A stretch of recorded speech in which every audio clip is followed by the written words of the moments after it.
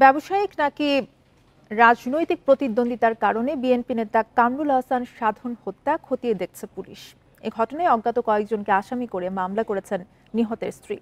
রোববার রাতে বন্ধুদের সাথে আড্ডা দেওয়ার সময় গুলশান থানা বিএনপি নেতা এবং ইন্টারনেট ব্যবসায়ী কামরুল আহসান সাধনকে গুলি করে হত্যা করে দুই যুবক।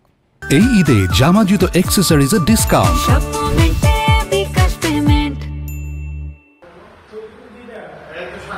প্রকাশ্যে এভাবেই গুলি করে হত্যা করা হয় গুলশান থানা বিএনপির যুগ্ম আহ্বায়ক কামরুল আহসান সাধনকে।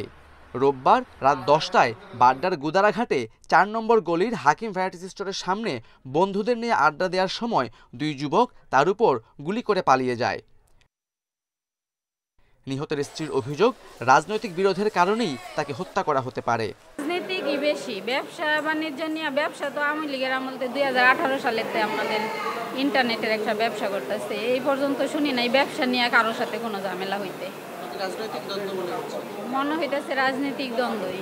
এদিকে সুষ্ঠু তদন্তের মাধ্যমে দ্রুত এই হত্যাকাণ্ডের বিচার দাবি করেন ঢাকা উত্তর বিএনপির আহ্বায়ক আমিনুল ইসলাম। এটার পিছনে কোনো উদ্দেশ্য বা কোনো ঘটনা রয়েছে, সেটা পুলিশ প্রশাসন যারা রয়েছে, আইনশৃঙ্খলা বাহিনী, তারা দ্রুত এটা উদ্ঘাটন করে ওই দোষী ব্যক্তিদেরকে আইনের আওতায় আনবে। সাধন হত্যার ঘটনায় নিহতের স্ত্রী দিলরুবা আক্তার সোমবার ভোরে বাড্ডা থানায় অজ্ঞাতদের আসামি করে একটি হত্যা মামলা করেছেন। এই ঘটনার সিসিটিভি ফুটেজ সংগ্রহ করা হয়েছে এবং জড়িতদের শনাক্ত করার জন্য পুলিশ কাজ করছে। তদন্তে তার বিভিন্ন বিষয়গুলো আছে, এখানে আমরা সবগুলো বিষয় খতিয়ে দেখছি। নিহত কামরুল রাজনীতির পাশাপাশি পেশায় একজন রিচ ব্যবসায়ী ছিলেন।